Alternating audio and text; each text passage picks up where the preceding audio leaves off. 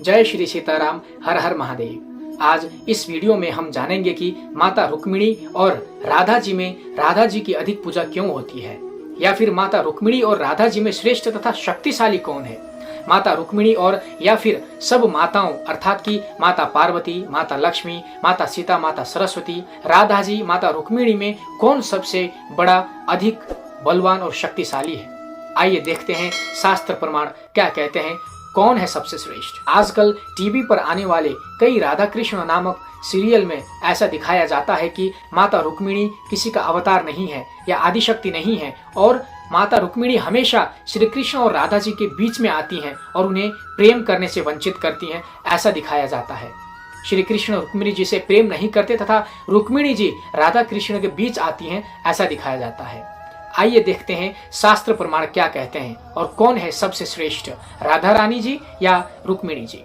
तो श्रीमद् देवी भागवत महापुराण के सप्तम स्कंद के अध्याय 30 में देवी बताती हैं कि कहां कहां किस किस जगह पर वे किस नाम से रहती हैं। जो मूल प्रकृति, जो मूल शक्ति है, जो भगवती है, वो कहां कहां किस स्थान पर किस नाम से विराजित रहती हैं। अर्थात कि केवल एक ही देवी है जो सर्वत्र है, जिसे हम भिन्न भिन्न नामों से जानते हैं। वो एक ही देवी है जिसके अंश तथा वे खुद अनेक नामों से अनेक जगहों पर विद्यमान रहती है। तो सप्तम स्कंद के अध्याय 30 में वो एक ही देवी जो सर्वत्र विराजमान रहती हैं अनेकों नामों से, वही देवी कहती हैं कि वे द्वारका में रुक्मिणी, वृंदावन में राधा, मथुरा में देवकी, चित्रकूट में माता सीता तथा करवीर क्षेत्र में महालक्ष्मी के नाम से प्रतिष्ठित हैं। अर्थात वे एक ही देवी हैं जो अनेकानेक नाम से रहती हैं। वे एक ही देवी कभी राधा तो कभी रुक्मिणी, कभी सीता तो कभी माता लक्ष्मी तो कभी पार्वती बनकर रहती हैं। यहाँ यह सिद्ध होता है कि राधा जी और रुक्मिणी जी में कोई छोटा या बड़ा,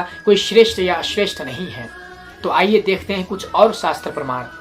मत्स्य पुराण अध्याय 13 में आदि शक्ति देवी कहती है कि हे दक्ष, मैं आदि शक्ति ही समस्त भूतल अर्थात पृथ्वी पर स्थित हूँ।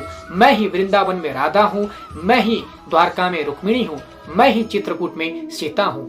यहाँ भी सिद्ध होता है कि माता रुक्मिणी और राधा जी में कोई भेद नहीं है। पुनः विष्णु पुराण के प्रथम अंश के अध्याय 9 श्लोक संख्या 142 से लेकर 144 में माता कहती है कि जिस प्रकार संसार के स्वामी देवादिदेव भगवान श्री विष्णु जब जब अवतार धारण करते हैं, तब तब मैं लक्ष्मी भी उनके साथ रहती हूँ। जब श्री हरि आदित्य रूप हुए तो मैं पद्म से फिर उत्पन्न हुई और पद्मा कहलाई, तथा जब वे परशुराम हुए तो मैं पृथ्वी हुई। श्री हरि के राम होने पर मैं सीता हुई और कृष्ण अवतार में रुक्मिणी हुई। इसी प्रकार अन्य अवतारों में भी मैं भगवान से कभी पृथक नहीं होती। पुनः गोपाल तापनी उपनिषद में रुक्मिणी जी को मूल प्रकृति कहा गया है और कृष्णात्मिका कहा गया है, अर्थात श्री कृष्ण की आत्मा कहा गया है। गोपाल पूर्व तापनी उपनिषद के 18वें मंत्र में कहा गया है कि जो भगवान श्री कृष्ण और माता रुक्मिणी को एक साथ कृष्ण बीज मंत्र अर्थात कृष्णाय नमः से पूजन करता है तो साधक को धर्म, अर्थ, काम, मोक्ष सभी सुलभ हो जाते हैं।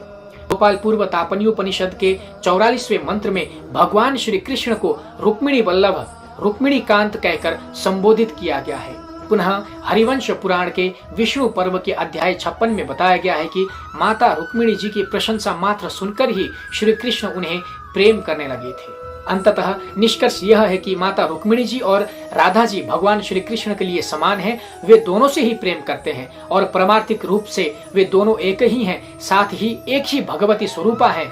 व्यवहारिक रूप से वे दोनों भिन्न नामों से विराजित रहती हैं। अब आते हैं हमारे मुख्य विषय पर कि माता रुक्मिणी से अधिक राधा जी की उपासना क्यों होती है। तो इस विषय पर विद्वान जनों का कहना है कि परमार्थिक रूप से दोनों एक ही हैं। जैसे हमने पहले भी उपनिषद से प्रमाण प्रस्तुत किए कि भगवान श्री कृष्ण और रुक्मिणी जी की पूजा साथ में हो सकती है, परंतु व्यावहारिक रूप में साधक जन और पुराण के अनुसार माधुर्य कथा के कारण राधा जी की कीर्ति अधिक है और गोलोक में प्रधान रूप राधा रानी का रहता है। इसी कारण वे कृष्ण के साथ अधिक पूजित होती हैं भगवती रुक्मिणी जी के मुकाबले। और रुक्मिणी जी कृष्ण के साथ पूजित नहीं होती हैं या श्री कृष्ण और रुक्मिणी के एक साथ पूजा का विधान नहीं है, ऐसा नहीं है, क्योंकि गोपाल पूर्व तापनी उपनिषद के 18वें मंत्र में कहा गया है कि जो भगवान श्री कृष्ण और माता रुक्मिणी को एक साथ अगर कृष्ण बीज मंत्र से अर्थात एक कोण में कली बीज के कृष्णाय नमः से पूजन करता है तो साधक को धर्म, अर्थ, काम, मोक्ष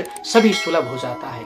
अतः दोनों ही भगवती स्वरूपा हैं, प्रकृति स्वरूपा है। व्यावहारिक रूप से भेद प्रतीत होता है, परंतु परमार्थिक रूप से उन दोनों में कोई भेद नहीं है।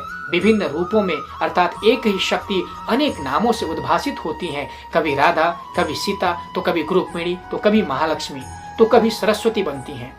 किसी में कोई भेद नहीं है और आप जिसकी उपासना या पूजा करते हैं वही आपके लिए श्रेष्ठ है। अर्थ है कि अगर आप माता पार्वती को पूजते हैं तो वही आपके लिए सर्वश्रेष्ठ है।